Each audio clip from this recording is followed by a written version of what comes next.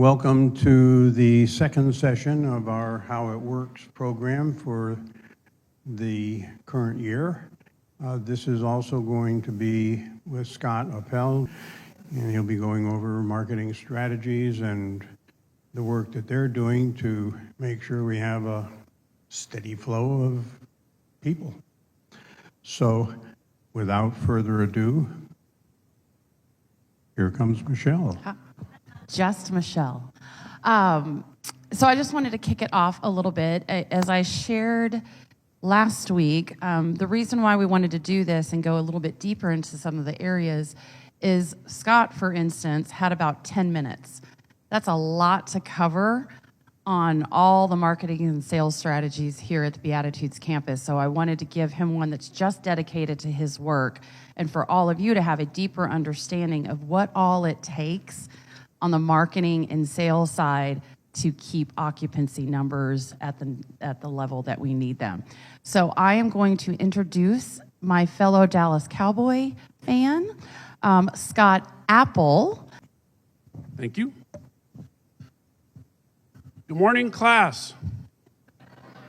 No, okay, when I say good morning, Scott, okay, let's try again. Good morning, class. There we go, that's good. All right, good. Thank you for that. Oh, yes, my coffee. This helps me operate. All right, so we're going to go through quite a few things this morning. I wanted to start with sort of giving you a grounding of kind of how we approach marketing and what our customers are what the journey they're going through. Many of you already went through that journey. But I want to share with you some of the thoughts behind the strategy and how that works to meet them where they are. We're going to talk sort of high level of how we work prospects through the sales funnel and talk to you about what's going on in our marketing when we're doing that. I'm going to talk to you a little bit about the different media venues that we're in, or the media outlets that we're in, what our marketing mix looks like. A marketing mix means how much is print, how much is digital, how much is television, etc. So we'll walk through a little bit of that. I'm going to give you some examples of long-term and short-term marketing strategies and how we approach those. I'm going to give you a little bit of a recap on what how we ended last year in terms of sales and marketing metrics, our key performance indicators. And then we'll do some questions at the end and have some fun along the way. So, all right. So the first thing I want to talk about is the customer journey. And this is an important part of how we think about connecting with our target audience. So when you look at the journey, you have to learn your what and your why. You have to learn to, let's say you've just started looking into senior living. You're going to want to understand what the options are. What is independent living? What's a life plan community? What are our options? What is all-inclusive? All these different things. You have to understand what those options are. And you have to narrow down the choices, right? Several of you have talked to me about your spreadsheets that you used when you were trying to decide on what community. And so, there's a lot of information that you're going through. You also have to look what's the right financial fit for you. Then working on trying to make the best decision for you and your loved ones. And then finally making the move. Now, in marketing, we have to be there wherever they are in that journey. And I'm going to talk to you about how we do that. But there might be some that they find out about us and they're already narrowing down the choices. So we have to figure out how to intercede there. Or they might be at the beginning of their journey.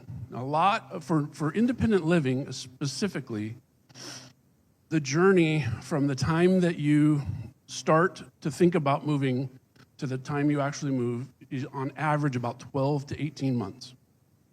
So that's a lot of time. And so there's lots of touring, there's lots of different things that are happening during that time.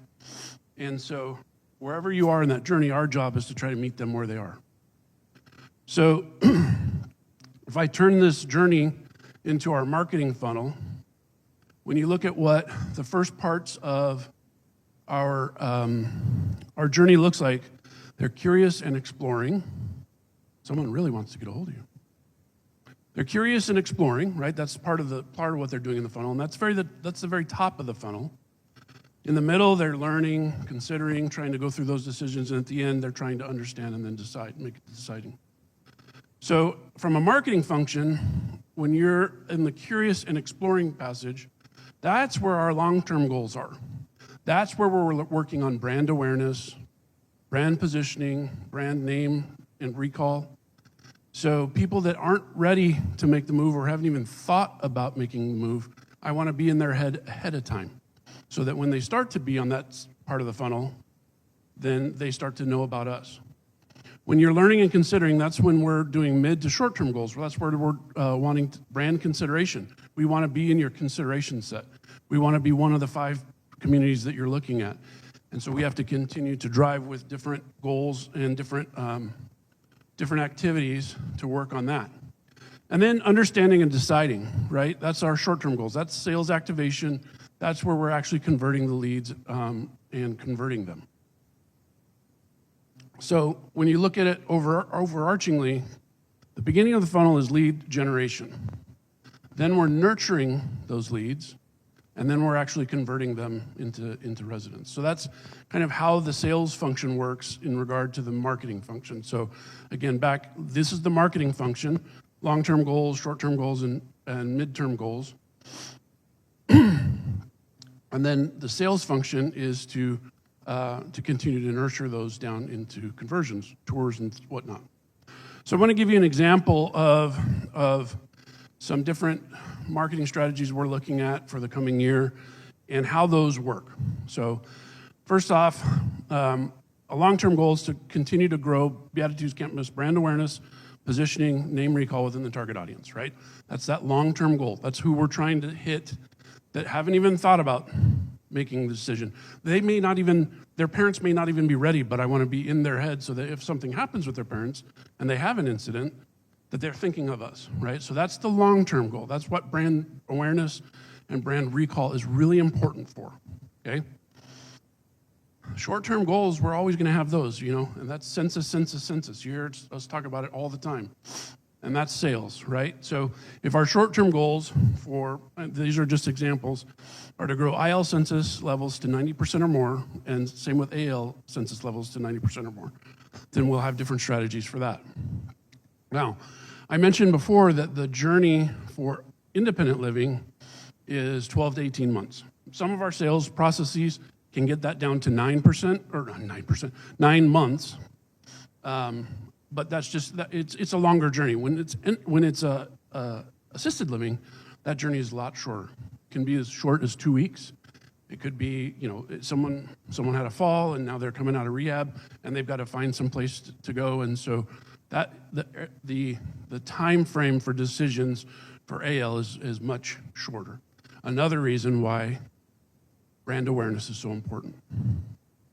So if we just look at this, and I know there's lots of words here, so for our long-term goal of brand awareness, positioning, name, and recall, our strategies are execute a broad-reaching, multi-channel, multi-touch integrated marketing mix. So you've heard me say this before. I am an integrated marketing evangelist. I don't just do one channel. I don't just. You want all of your marketing channels working together, right? You want to meet them where they are. If they're on their phone surfing Facebook, I want to be there. If they're in their car listening to the radio, I want to be there. If they're flipping through channels, I want to be there too. And I want that message to be consistent across all those channels, because all that does is help reinforce our brand recall and helps us continue to build that brand awareness. So executing an integrated marketing mix is one of the most important things in my long-term strategies. Again, I want to use consistent marketing messaging, consistent themes.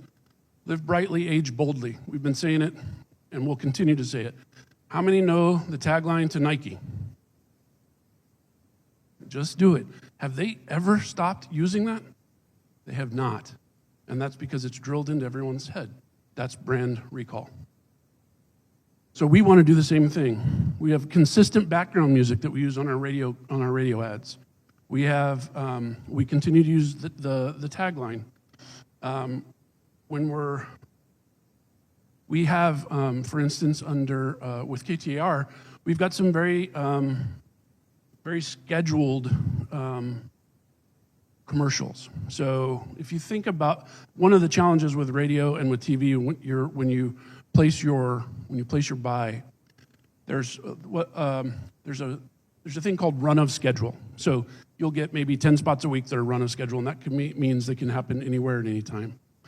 One of the things that we did this past year was we took on a timeline feature at KTR that always airs at 8:13 and 12:13, and then again at 5:13. Now they changed the 5:13, but I did something to help us out with that. And now it airs at 3:13. But those are all good times. Those are drive times. It's heavy traffic times. It's lunchtime when people are headed out for lunch, or they're listening to news on their break, and then the evening when they're headed home. So we added that, and that's a timeline feature where they're sort of saying what happened on this day in history, and it's tied to us, and we're the presenting sponsor of that. So it's a very cool and fun thing, and we've shared it on our Facebook page a few times, and you can see it out there when you go out there on Facebook. They usually share it there as well. Then the other thing we did is we added a traffic spot that happens between 5 and 5:30, and Michelle talked about this at Power of the Purse, but what we're really trying to do with that one is really trying to, KTR for instance, our target audience there is our adult children. There are some prospects that for sure listen to KTAR, but we're also looking at targeting those adult children. So one of the ads that we most recently ran was, it's 5 o'clock, do you know where your parents are? And then we followed up with, they could be meeting new friends, living a life of living brightly and aging boldly at Beatitudes campus. So it's playing on the theme that we all grew up with. Gen X is really who the adult children are, and we grew up learning it's 10 o'clock. Do you know where your kids are, right? So it's just a familiar way to engage with that target audience, make them smile, and that helps make us more memorable too. So we also want, one of the other things from a long-term standpoint is to align ourselves with brands and personalities that are well-known in the marketplace. So being on KTR is a good thing. Having Jamie West as our spokesperson is a really great thing. That sort of brand alignment and having spokespeople like that is really important. We're looking at other opportunities for the coming year of where we can do that, but aligning our brand with well-known brands in the market already is another way to help fast forward our brand awareness and brand consideration. We've done a lot, and you've seen that, and many of you have offered your testimonials, and we are thankful for that, and we have used those. We have an entire page dedicated to your testimonials. It's resonancamplified.com. You can go to it at any time, and it shows shows some of the TV commercials we've got. It's got some of our radio commercials with the spots in them. And it's a neat place that we can now send prospects to say, hey, you've heard us talk about the community. Let's have the residents talk about it as well. So short-term goals, this is where we start to get pretty granular. So if our goal in the year is to generate approximately 2,000 leads, we have to use the balance of building long-term brand awareness with short-term activation, okay? So we actually do this through brand awareness channels like broadcast, media, radio, TV, print, where it's a wide, broad audience who's hearing and learning about us, but as part of that messaging, we're asking them to activate and join us with one of our events, right? So we have a very robust event schedule. I think this year we've got, about 20 different events that we're doing, not including that's including the music and wine events. And Jonathan does such a great job with those, and those really have grown over the last year. We've really seen a real big increase in the number of people who are coming back again to the events, as well as all brand new contacts, which is one of the things that we really like to see. And so in the coming year, we'll look at how we can continue to grow that. Then the other thing from a short-term strategy is to continue to work with the sales team on converting 35% of the leads that they get into tours, right? So that's our goal, one of our KPIs. So we continue to work on doing that. Am I going too fast? We're good? All right. The other things we're going to do to expand, at least in short term, is we're going to redevelop the events page, because a lot of our calls to action are to go to the events page, right? So we want to activate them on that events page. So we're going to be looking at redesigning and tweaking that page a little bit. These are just things that we do throughout the year to help better and improve our conversions. One of the things I'm most excited about is we're going to launch an artificial intelligence-driven chatbot. So you've seen on some of the websites, don't let that scare you. You've seen on some websites that you'll have a little chat feature that comes up and says, hey, would you like some help, right? And there's a company called Further that has integrated with our customer database. And it uses some artificial intelligence features to dig in. So for instance, it'll say, can I help you with it? What do you want to know? What do you want to know? Pricing? You want to know floor plans? What do you want to know? 9 times out of 10, they're going to hit pricing, right? Okay. So then the chatbot will say, okay, are you the caregiver or are you looking for yourself? Let's say they check, we're looking for ourselves. Not uncommon. That's about 60% of the traffic is prospects. So now what have we just learned about them? We know their demographics, right? We know a little bit more about their age now just by asking if they're looking for themselves or if they're the caregiver looking for some loved one. So it continues to dig in and just add some more of that demographic information, which helps our sales team. They know exactly who they're talking to. They learn more about them along the way. It'll ask, what's your budget range? You don't have any idea, that sort of thing. And that'll help the team. So I'm excited about incorporating that because some communities have seen an uptick of 50 to 60% more lead capture with using that chatbot, because it does give you the idea that you're actually talking to an individual. I mean, it's well known it's not an individual, but it still is able to sort of help you quickly navigate to the information you need, and that's what we want.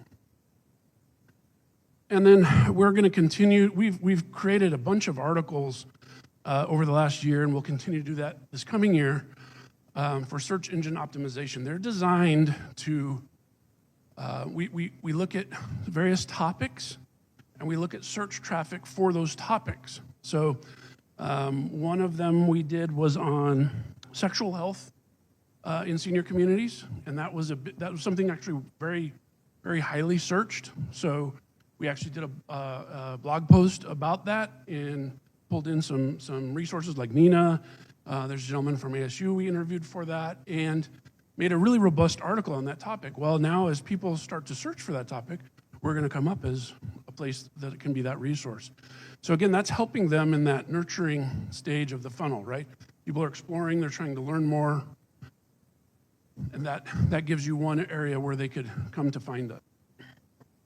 One of the other things that we did, and we deployed in early October, was our nurturing campaign. So we have, as many of you know, when you first maybe looked into Beatitudes Campus, you started to get a steady flow of emails from us. So that's part of the nurturing campaign that we use. So there'll be one that introduces you to Beatitudes Campus, one that digs into other resources, and so we redesigned those and already developed that or implemented it for the coming year. So as we get new context, that'll continue to help nurture them along the way. Our sales team knows when those go out, so then they're able to follow up once those emails have happened, which is good.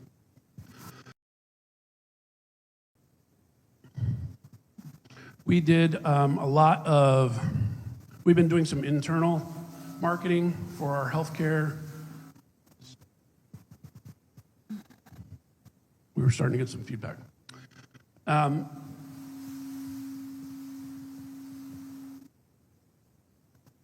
Did that help? Okay, I'll stand over here. I don't know why it just started. At any rate, one of the things that we're doing some internal campaigns to invite residents to come and see our Plaza View residences and our healthcare center. So we've been doing some open houses. A lot of you came out to the one that we just did at Plaza View, which is nice. And then we continue to offer educational elements for assisted living. That's one of the things that a lot of prospects don't even want to talk about. They don't really want to talk about assisted living. They don't want to talk about needing healthcare. They really just want to talk about AL. But we think it's important as their valued sort of counselors that we help provide that information along the way, along the journey. Not showing. All right.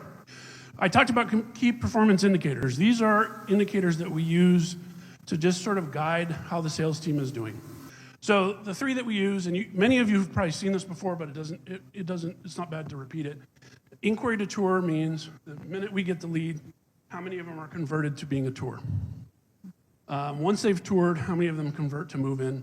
And then the last one is how many from inquiry move in. And so the percentages that we look for, 35, 30, and 11, are what our goal is for conversion.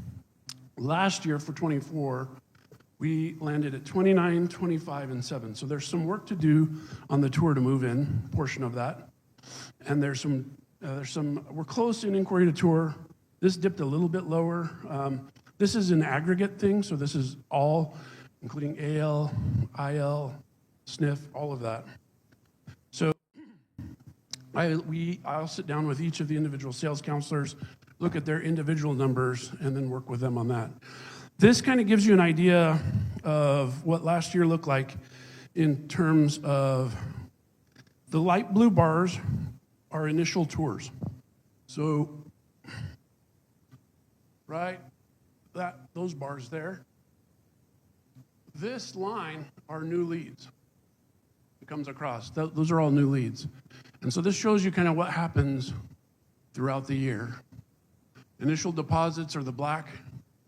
You can see where those are happening. So that just gives you kind of an overview of the activity and what's coming in and what's happening. So we had a nice big spike in March and April with new leads. Part of that comes because we spend a lot of time marketing to our prospects and to our adult children from October through March, because here they're going into the holidays and here they're coming out of the holidays. So we want to, again, meet them where they are and help them along their journey. So one of the things I wanted to give you a sort of an insight to is our attrition.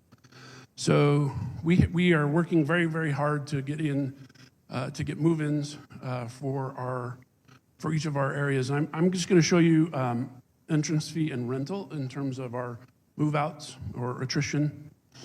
And we've done an analysis of 7 years. This particular data that I'm going to show you is just aggregate data. It's got a weighting on it with 60% of our previous years of data and 40% of last year's. Because last year's we had an uptick in attrition for any number of reasons. But so we used a weighted average, and so I just wanted to give you a sense of what that sort of looks like. So on average, in entrance fee, we have 27 move-outs on average every year from entrance fee. We have 60 move-outs every year in rentals, right?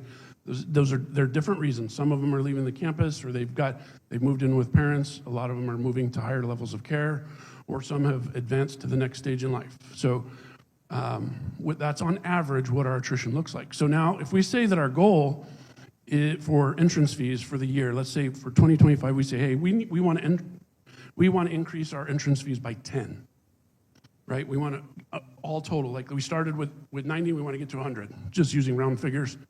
Well, that means we're actually going to have to sell 37 new residents to increase by 10 to have the net effect of 10 for the year.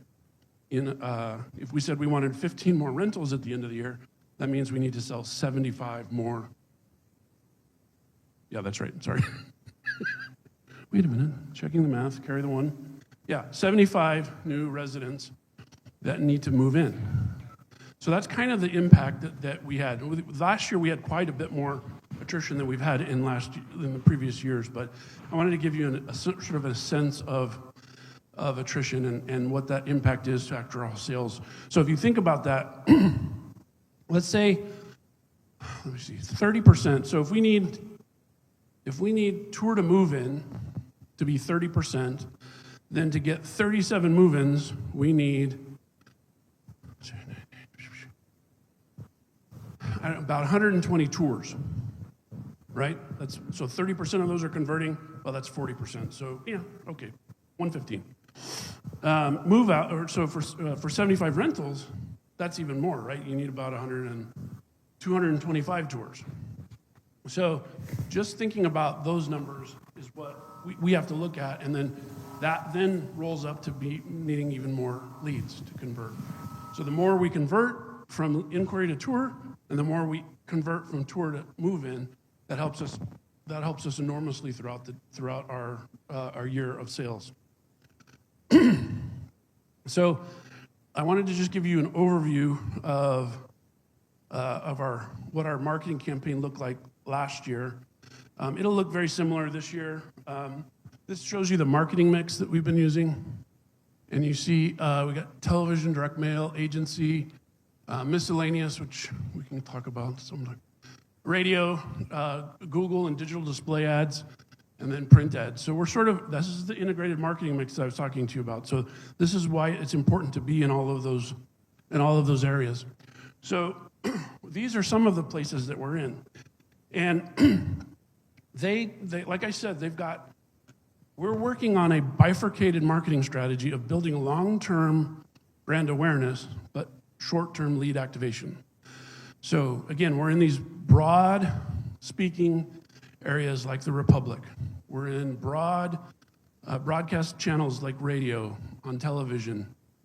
And so when you look at those particular areas, we're talking to large swaths of people, but we're working to activate them to come to the campus or to join one of our events. And so KJazz and KBach, we're very limited in what we can say there, but those are great brand building tools for us. People love that we support that group, and so we're on there. KFNX is an AM talk radio show, and part of the reason that I like this as part of our mix is that they are the sole broadcasters of the University of Arizona's sports division. So any of the games for University of Arizona are being broadcast, and that's a statewide channel. So that's giving us some statewide exposure with that group. We continue to use print. We're in the Republic, but we're only in the regional issues that reach our core sort of zip codes. So to be in all of the Arizona Republic is quite expensive, but when we start to look at it on a regional basis, we're in 3 or 4 different regional pubs, and we're getting impressions 3 to 12 times a week there. So that's just some of the different areas that we're in. We continue to use direct mail as an activation point for us. Each year we have to buy a new list. We have to give our demographics, what our average household income is. We have to give them the age range that we want. And each year you have to buy a new list. And it's basically you're renting it for the year to use. And so now you're using that list to activate these prospects. So they're learning about us on TV, they're hearing about us on the radio, they're reading about us in the newspaper. One of their family members has a challenge or something, we want them thinking about us, but also when they see us coming through direct mail, then we want to activate them and have them come and explore our campus. One of the things about direct mail I always love to share is what do you think, what would you say the goal of direct mail is? What would you say is the strategy for direct mail? Personalization. Say again. Generate a phone call. That's a good one. My number one thing with direct mail and the strategy that I tell our agency to work with is we want them to not throw it away. If they throw it away, we lost, right? So the number one thing is we have to grab their attention and we have to get them to open it and then call, or then, be able to personalize it to them. So that's one of the things that I think is important about direct mail for us as well. I think, yes. We're sort of at the question and answers. Does this work? All right. So let me read the rules here, because we have rules. We have rules. Please make certain that the question will apply to the campus in general and not a particular problem that you might have. Good rule. Please wait for us to bring a microphone to you. So that's always a good thing, so we can hear, so everybody can hear the actual question. So, all right, we've got our first question in the back. Scott, I Yes. wonder if you have any metrics on how other senior communities are doing in terms of attrition and retention, and are we able, if you do we have any insights on what people are looking for that we can or cannot meet? So we don't know, we generally know that there are a lot of life plan communities with similar levels of census to us. We don't know the specifics of their attrition. We only know anecdotally. We are able to hear things through the grapevine about what's happening with different communities, and so we'll get some information there anecdotally. We're still working on building up, and we've had a really great couple of years of move-ins, and so we'll continue to do that. In terms of their attrition numbers, like for instance, I'm going to take that slide out before I share it with anybody, because I don't really want anybody to know our attrition levels. But, or our sales levels, or any of our marketing strategies. I don't want people to know that. One of the things that's important I think, is those key performance indicators, the 35% inquiry to tour, 30% tour to move in, et cetera. Those are industry standard KPIs. They're actually a little bit lower than that, but I still want to keep them at the 35, 30. Last year we had a 40% tour to move in, which was very good. And so we'll continue to drive that forward. This is a follow-up. Mr. Doug. What kind of survey or data do you get to know whether we are competitive with respect to entrance fees and monthly fees to other communities? So each year, we have an actually fairly extensive competitive audit that we do, and we keep a record of that. So we've got our closest competitors we've got sort of a tier of competitors, the ones that are closest into us and then going out.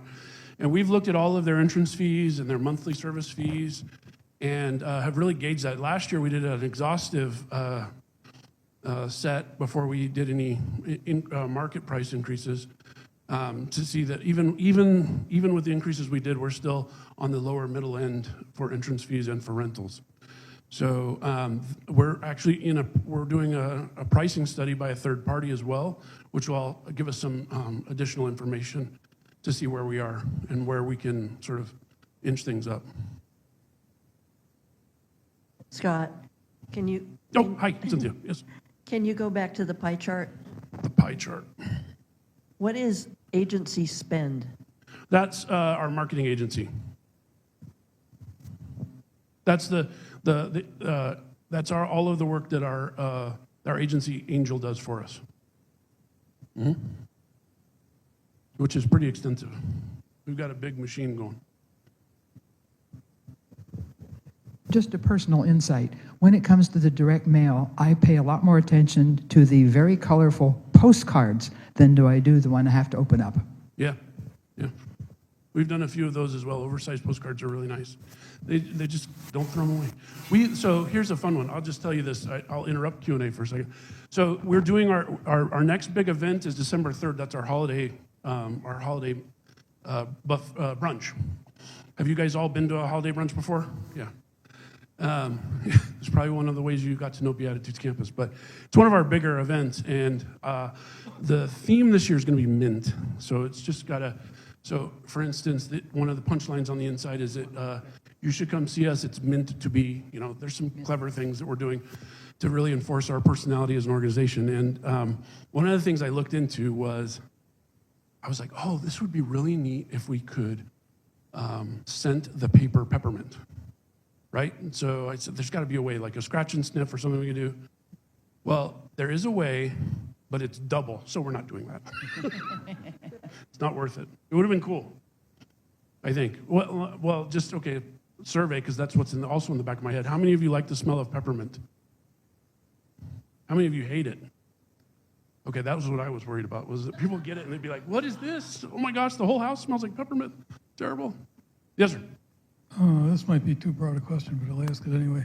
All of this presentation looks like it creates a tremendous amount of data on both ends of creating and then following up. How do you keep track of all of that? Well, my brain's pretty good at numbers. Honestly, I do a lot of measurement through Google Analytics. So, for instance, we had off the top of my head, I'm going to say it's 150% just to be safe, but we had a 150% increase in branded search. And what that means, that's a good indicator for me for brand awareness. So branded search means you went to Google, you opened up Google, and you searched Beatitudes Campus. You didn't click on an ad. You didn't go to a link that we sent you. You went to Google yourself and entered that into the browser, saying, I want to learn more about Beatitudes Campus, or a faction of that, Beatitudes, independent living, some sort of gauge of that. But 150% increase last year. So I use the web analytics a lot. I also look at the analytics for how many leads we're converting on our events page where we're sending people, how many overall leads we're converting based on traffic to the website. We had a significant amount of traffic to the website last year. And so looking at all those numbers, I love numbers, and that's what I look at. So for instance, our agency launched a new tool that allows you to build, well, you basically enter the information, and then it tells you these are the floor plans that work for what you've said your budget is. And they call it Floorcaster. And so they launched it, and it's a tool we're paying for. And I said, well, I've got 3 other tools on my website that I'm paying for, so I want you to be able to tell me how that one's performing. And I had them change how they accounted for it, because I need to be able to compare apples to apples. I mean, I'm not going to pay for 3 tools if all 3 tools aren't working for them. I'll get rid of one. So that's part of what I really drive our agency to do, is if we can't count it, if we can't look at it and understand the numbers of it, then I don't want to do it.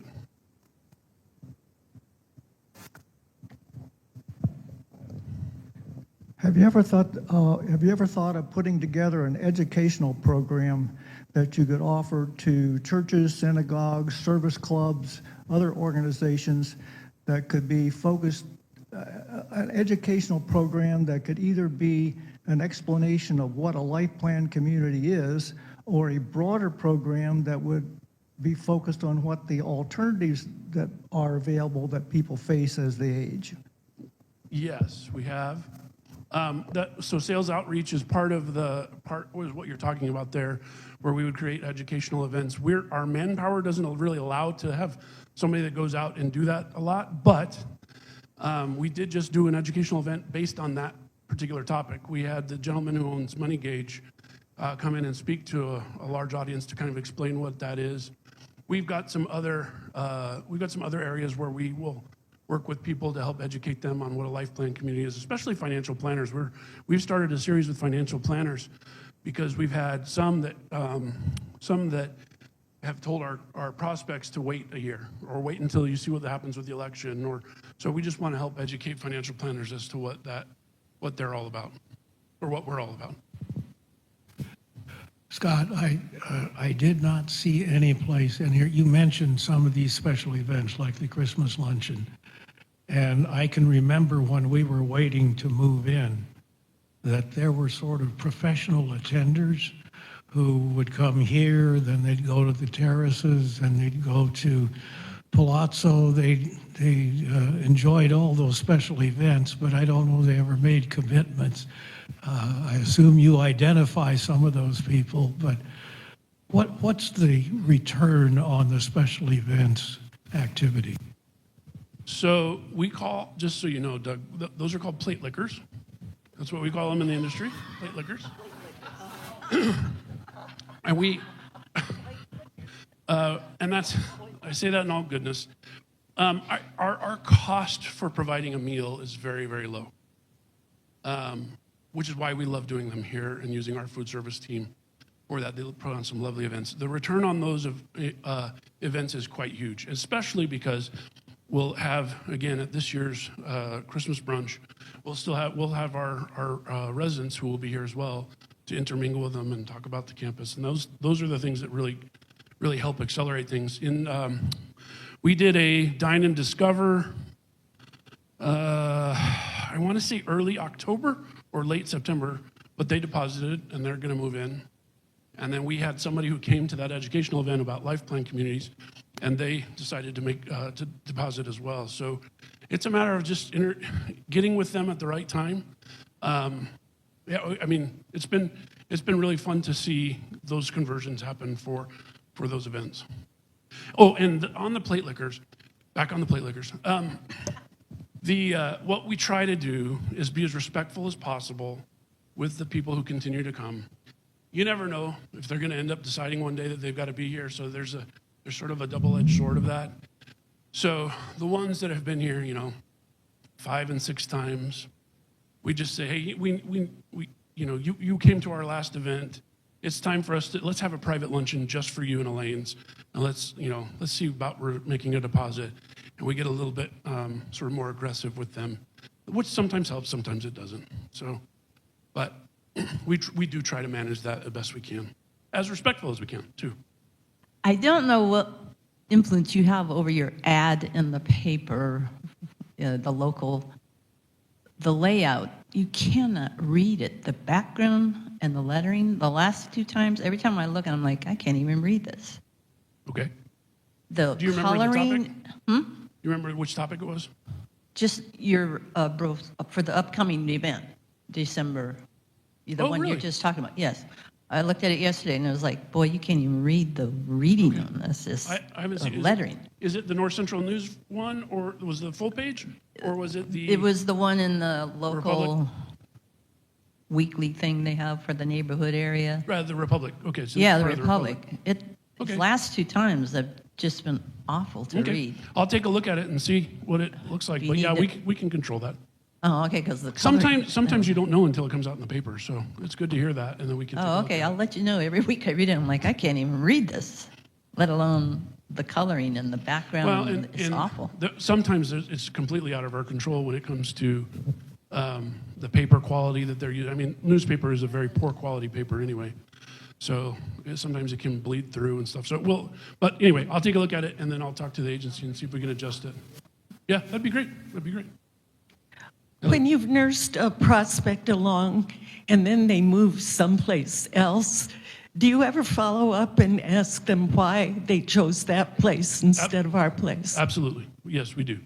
Yeah, that's an important thing we dig in on, and especially when the sales team comes to me and say, yeah, my prospect moved away. I'm like, well, why? Find out why and what that is. They're all very good about logging that. And then we also continue to keep in touch with them too. I mean, we don't necessarily lead them immediately. We just change their address and continue to market to them. Scott, our primary requirement when we decided to start looking was that we would only go to a not-for-profit facility. We didn't want to go to some place that was beholding to a board of directors and investors who demanded a return on their investment. Do you do any differentiation between Beatitudes Campus as a not-for-profit and other organizations that are for profit? We do. So it's usually a line in all of our ads, in any of our marketing materials. It has that we're a not-for-profit organization. But the sales team, more importantly, talk about that. And we have also talked about it on our commercials and some other things too, as being a not-for-profit organization. Yeah, for that reason. Yes, ma'am. Has the lack of skilled nursing facility affected marketing in any way? Not that I know of. No, not really hasn't.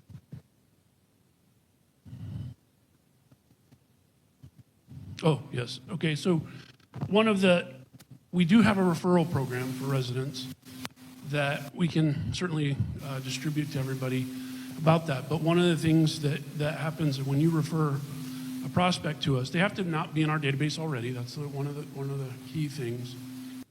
So if you know folks or know people you would like to move in, please share those with our sales team. Either refer them, fill out a card that Jackie's got. Again, if they're in our database, then we can't.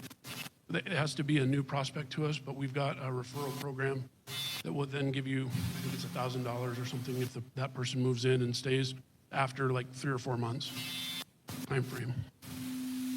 I think is what it is.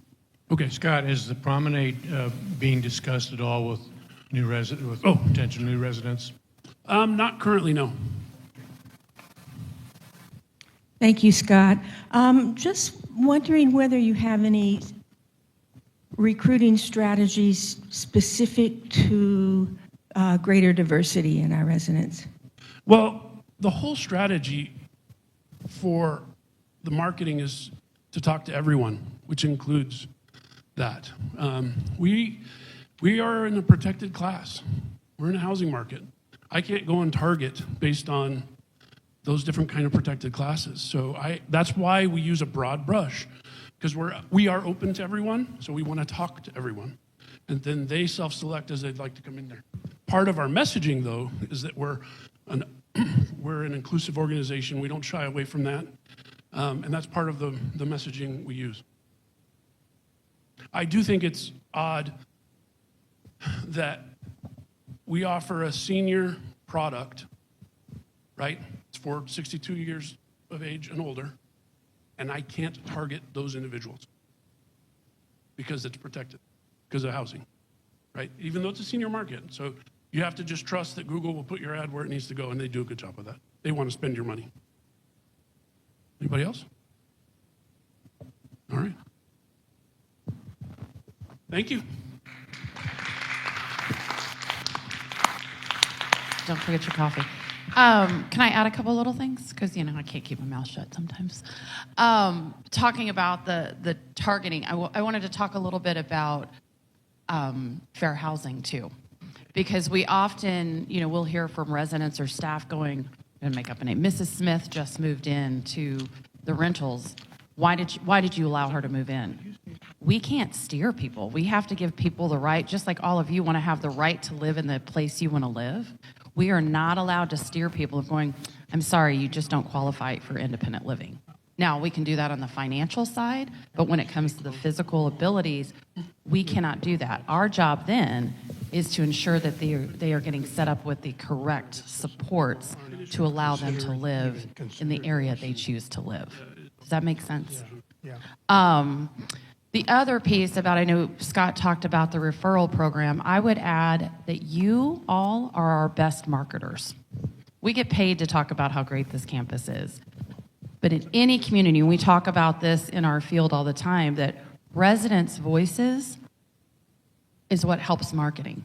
Now, what's been fascinating, and I might get this wrong, but you'll correct me, at least as long as I've been CEO, resident referrals have been 4 or 5 in the listing of how we get new residents.